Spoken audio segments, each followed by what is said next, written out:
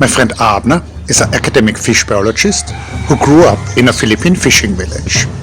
He has unique knowledge about the venomous fishes of the Philippines. So this is this Plotosus lineatus, a striped-eel catfish. You can see prepared already. Wow, very cool. So what's the... Yeah. You see this? Yeah. Do you know what the venom barb-like- is? Huh? So you got actually stung by one of these? Yeah, a couple of times, but the first one that was really intense was, I think it was just the same size as this one.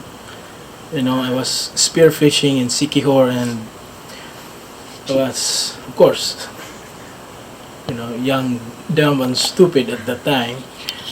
I hit the catfish, and then I showed it to my uncle, like, "Hey, uncle, I got, I got one catfish." And then from the spear, it ran right directly into my middle finger, and that was in just a matter of seconds. I could feel the pain, extremely painful. And what kind of pain? Like a sharp pain or pulsating? Initially, it was like tingling for a few seconds, and then eventually it developed into like severe pain with numbness of my middle finger. And then, you know, for many years I could sense, maybe we can also tell the difference between the two. This one here is a few millimeters larger than this one. And so how many years now since? Like 20 years plus. Yeah, Wow. decades, and still I can still feel the numbness of my middle finger. So that's how painful it was, you know. And So that sounds like a nerve agent, really. Like it would be something like a channel blocker or neuromodulatory agonist.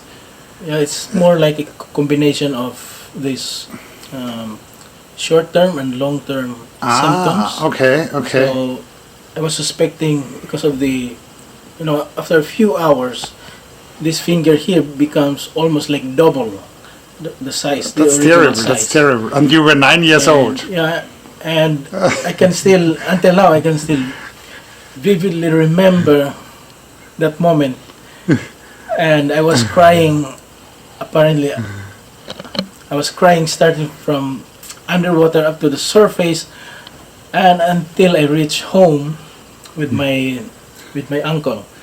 And we never knew about, you know, basic first aid, but the initial response was just my uncle just instructed me to press on the wound to force the blood out, and then, but doesn't help actually.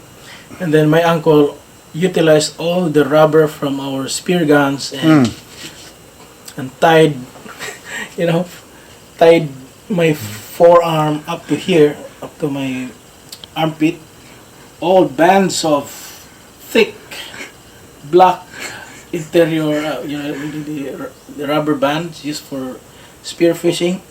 So it almost like clogged my my circulation in my arm. So you lost circulation too. Yeah, like, apparently because of that wrong first aid, and, you know, trying to stop the spread of the poison from my finger. Yeah, so that the proper first aid would be heat patches, correct? Yeah, ideally the wound should be soaked in hot water, ideally about 50 degrees Celsius. Which is just barely bearable, basically.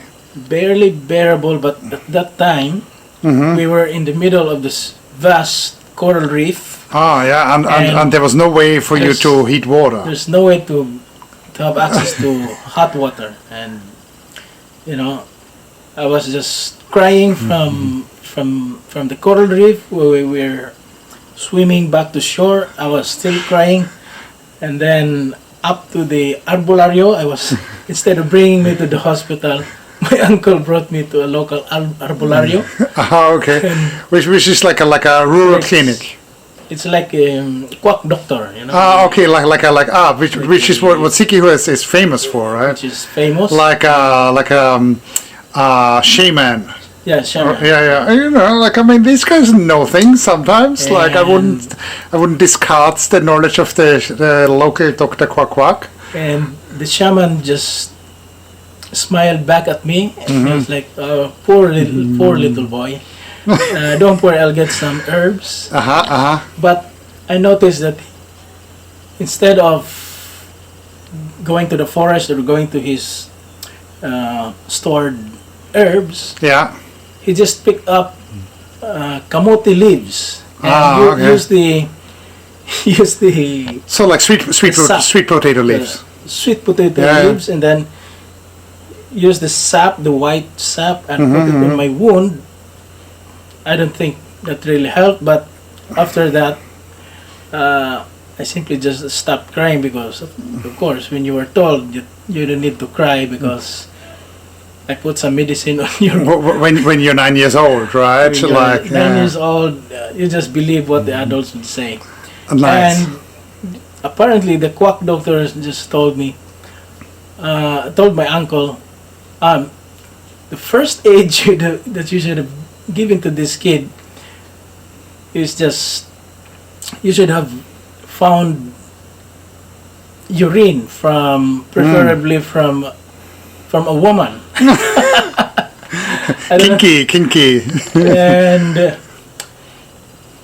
I wasn't sure if they were joking or not, but I also hear that, you know, those were some of the traditional beliefs Yeah. that once you have sting or Yeah. stung by any poison venomous animals, you should wash it with your But this is actually this somewhat works against jellyfish stings, right? Because of the pH and could be the pH and the ammonia. of course Yeah. when it's fresh, it's still the temperature is much similar to your body temperature, at least Absolutely. Yeah. 33 to 37 Yeah. degrees Celsius.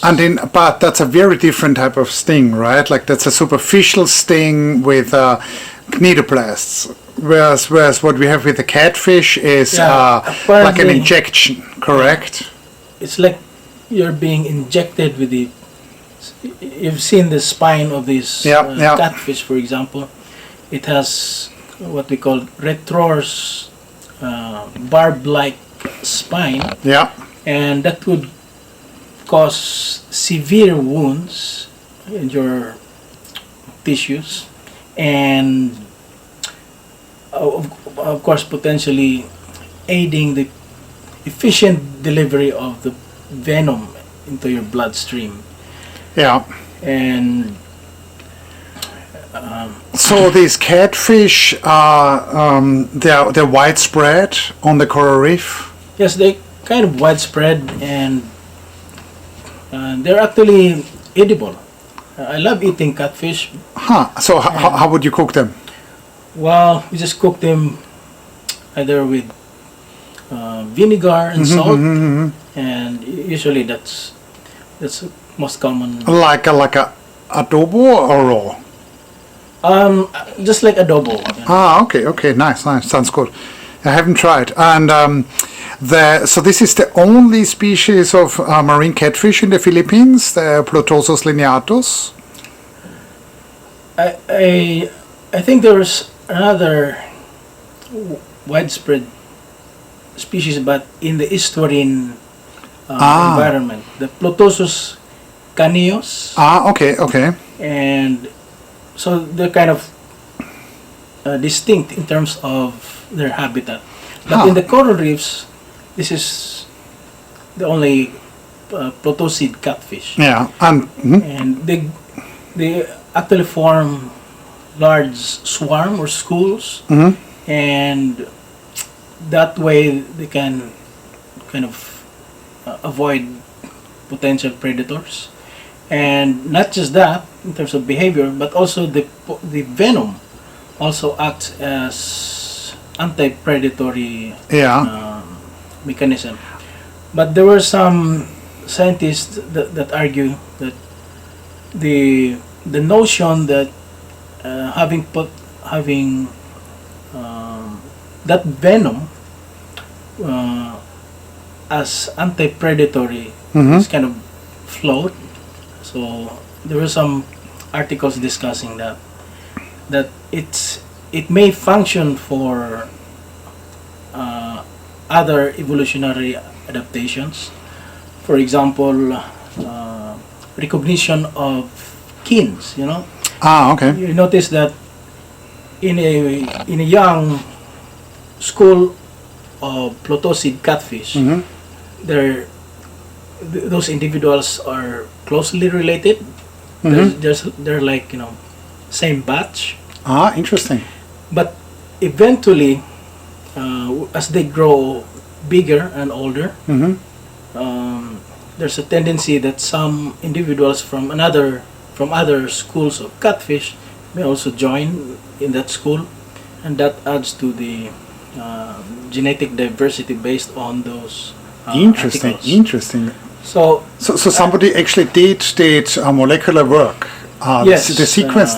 Interesting. they did some molecular works already on that. So basically, they sampled, the different group members, and they saw that the older they get, the higher the likelihood that there's one who is not a batchmate. Yes. Interesting. And going back to the catfish,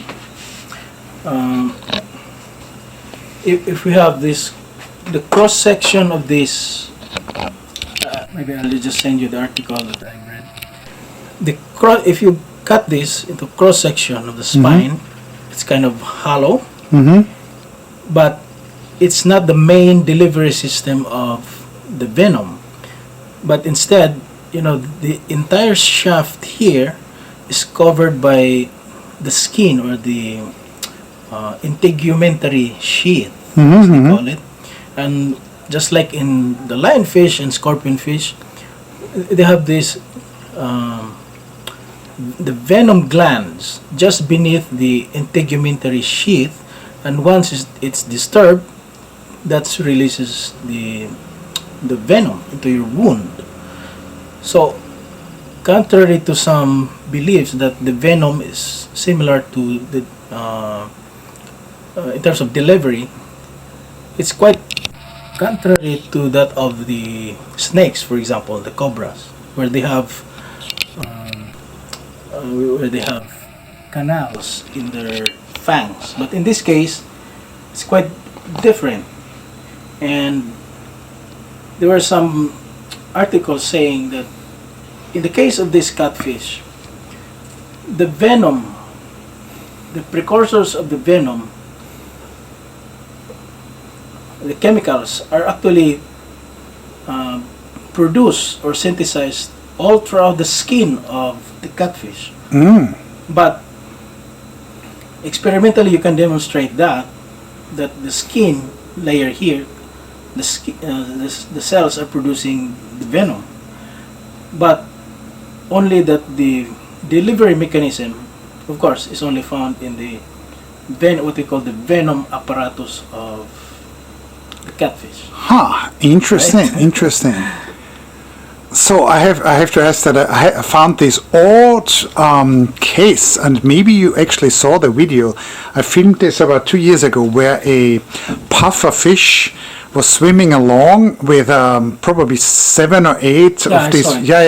So these Plotosus lineatus were stuck to the pufferfish. They seemed dead, so they were probably killed by the pufferfish venom. Correct? Yes, which has another set of venom called the tetradotoxin. Yeah. And then the Plotosus lineatus, the catfish venom, did not affect the pufferfish, or not that much. Likely. Yeah, maybe because of the thick skin of the pufferfish. Yeah, it's kind of interesting because I saw that video and was really impressed by how lucky can you get those Yeah. footage? So what happened likely? That the pufferfish probably went into some crevice which was Most filled likely, yes. with pufferfish, right?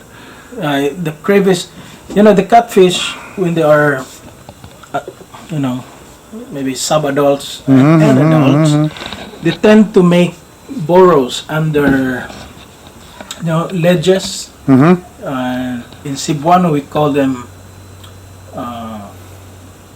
we popularly call them as daya. A daya is a burrow of Plotosus lineatus catfish, and it's quite distinct because they just form this sand mound, something like that, and usually beneath a huge coral boulder.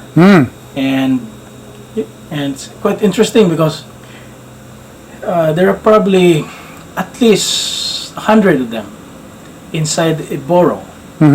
And so, local fishermen would just use the fish poison to collect the catfish, and they get 100 at Yeah. once. get 100 at once, and that poison is from the roots of a local plant called tobli or the Diris Yeah, electrica. yeah. Okay. And the active ingredient, of course, is called rotenone. But the poison Yeah. only kills fish, because they have the gills. Yeah. And the poison apparently is dispersed in the water column, Yeah. and of course affects only fish. They don't, contrary to belief, tubli roots does not directly affect corals, and And that's why this is also used in scientific studies sometimes, right? Yes, To kill off fish population in a certain area. used to sample yeah. coral reef fishes. Yeah. Interesting. Wait 1 second. Your cousin had a special type of catching catfish, and that was in Sikihua. So Yeah, so one time my cousin was telling me that he found the best way to catch the Haliotis asinina, called the donkey's ear abalone, and he found it under the rhizomes of the in the seagrass beds.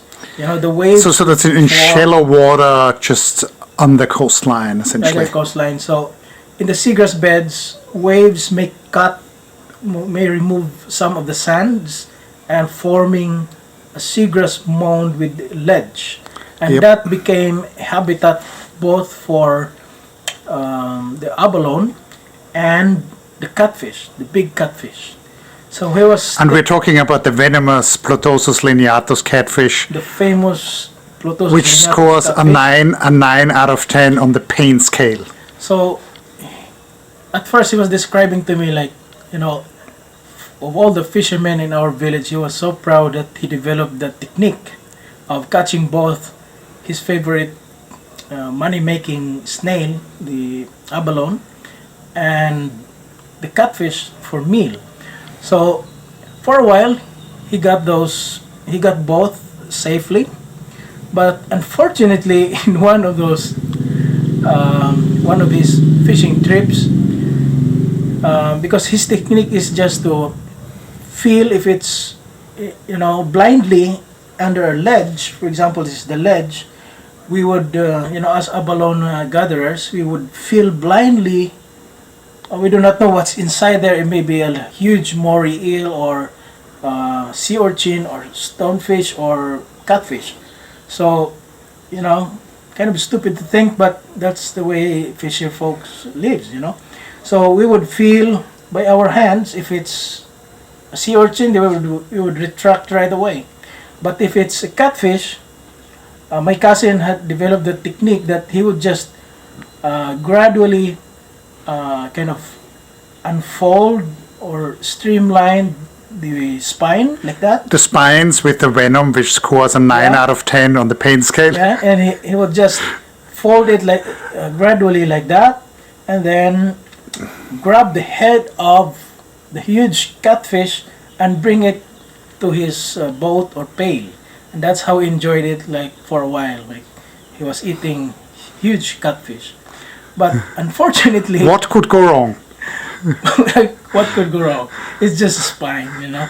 But in one false move, he was his middle finger here Yeah. was stung by the famous Plotosus catfish, and just like a classic symptoms, you know, very painful for, in his case, days of pain, and after a few weeks, his the tip of his finger here developed into a gangrene, That's not So it very became like, cheerful to go through.